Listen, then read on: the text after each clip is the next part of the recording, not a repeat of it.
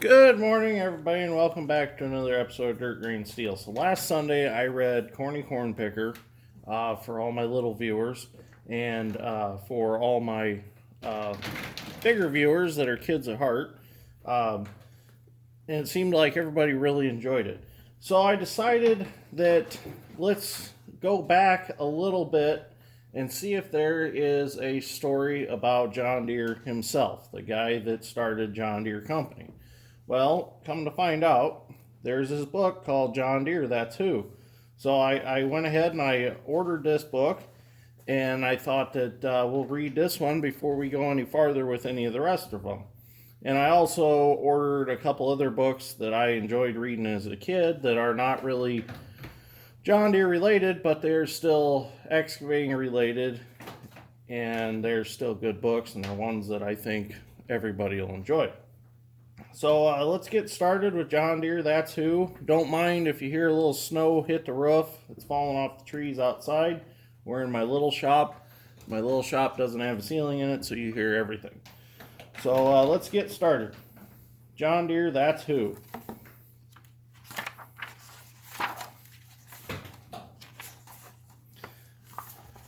Back in John Deere's day, long before tractors and other newfangled contraptions, Americans dug the land with the same kind of plow that farmers had used as long as anyone could remember. That plow in the 1830s was surely less than perfect, but it worked. So who would want to change it? John Deere, that's who. But John Deere didn't set out to build a new plow right away. He was just another young blacksmith from Vermont, a hard-working one, mind you. His fine skills earned him buckets of praise. Still, times were tough, and folks sometimes failed to pay him. John's business struggled. Then disaster struck. His forge burned to the ground. Of course, John rebuilt it, and then another fire. Soon was Soon he was out of cash and out of luck. John needed a fresh start, so with a few of his best ironworking tools, he joined the stream of pioneers headed west in 1836. He planned to send for his wife and children when he was settled. Oops, can't turn the page there. Luck started to shine on him when he arrived in Grand Detour, Illinois. The little town needed a blacksmith to fix broken pots and pans, horseshoes, pitchforks, and shovels and plows. Lots and lots of plows. John quickly built a forge. Smoke poured from the slow fire that burned from sunrise to sunset and sometimes longer than that. Clang, clang, clang, the sound of his hammer. That man was a workhorse, hammering red hot iron to repair tools so they were as good as new, even better than new. John also fixed the farmers' heavy iron plows again and again. Stubborn, twisted roots deep under the prairie banged up the iron plows even worse. The thick, rich soil the farmers called gumbo in not so nice of a way stuck to their plows like gummy black snowballs. Farmers had to stop every so often to scrape the gumbo off with a paddle. That made the day's work take a lot longer. John heard the farmers complain again and again. I reckon I'm cleaning that plow pretty near every few steps. It's gonna take me forever and a day to plow my claim. Oof, this heavy plow wrenches and the dickens out of my back. They were tuckered out. Some farmers talked about hightailing it back east where the soil was sandy and easy to till. John didn't want to lose his customers. Truth be told, he missed his family and he had a debt to pay. That's when John set his mind to building a better plow.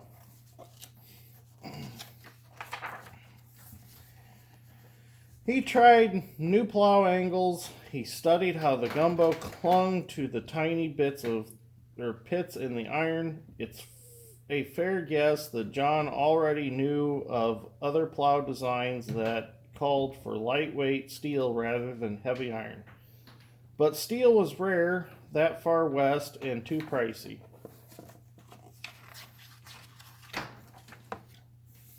Then one day at the sawmill in 1835 or 37, John found a broken steel saw blade that he could take back to his smithy.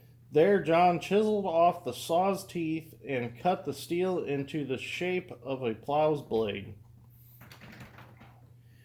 He curved it over a log so it would shrug off the soil. Then he polished the steel as shiny as his mother's sewing needles. Those needles could slip through calico like a hot knife through butter. Maybe a shiny plow would slice through the gumbo. The town's families gathered at a local farmer's field to watch John test his gleaming self-polisher. They didn't expect much, but who amazed them all?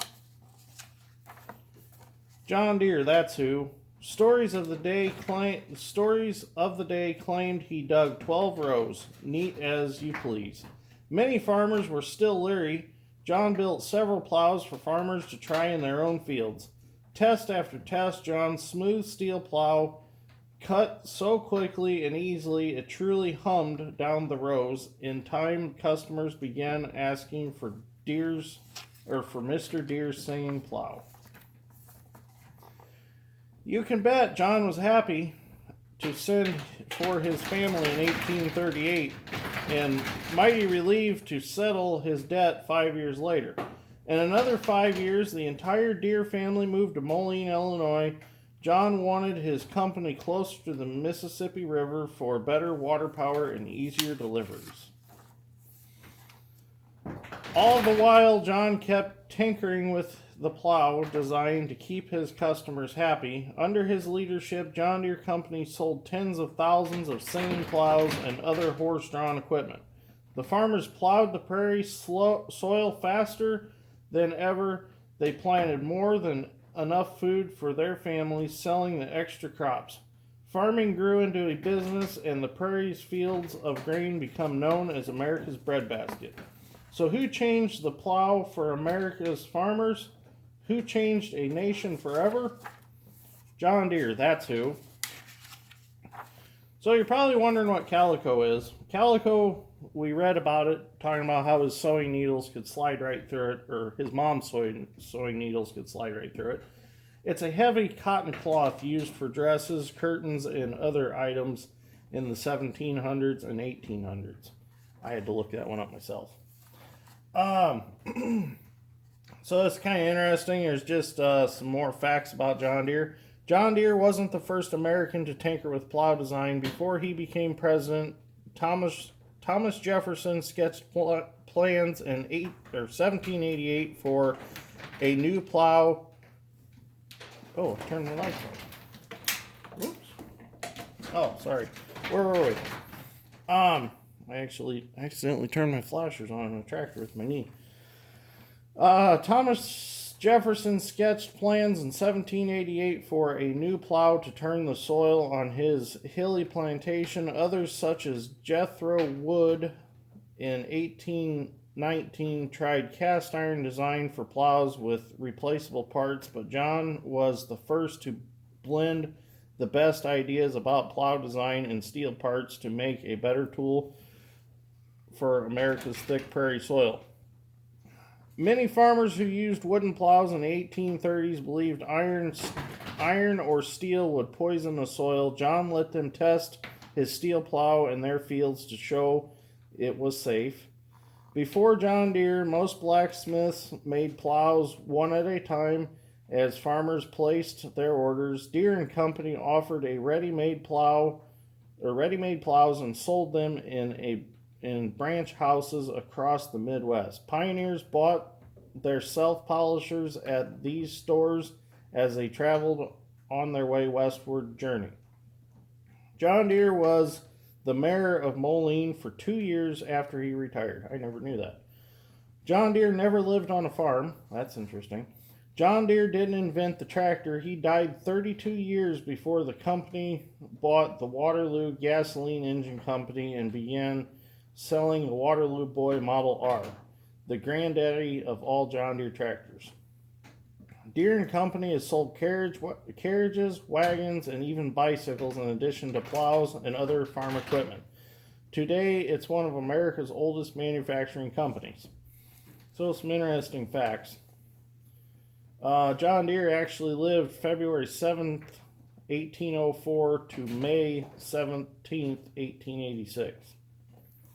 So, there's our story for today. I hope everybody enjoyed it. So, I'm going to head to Taco Bell and get me some lunch, and I'm going to head out to the big shop because I decided to read this morning so that if I got busy, I could at least get this done today so everybody'd have a story to listen to. So, anyways, thank you for watching, and I will see you all in the next one.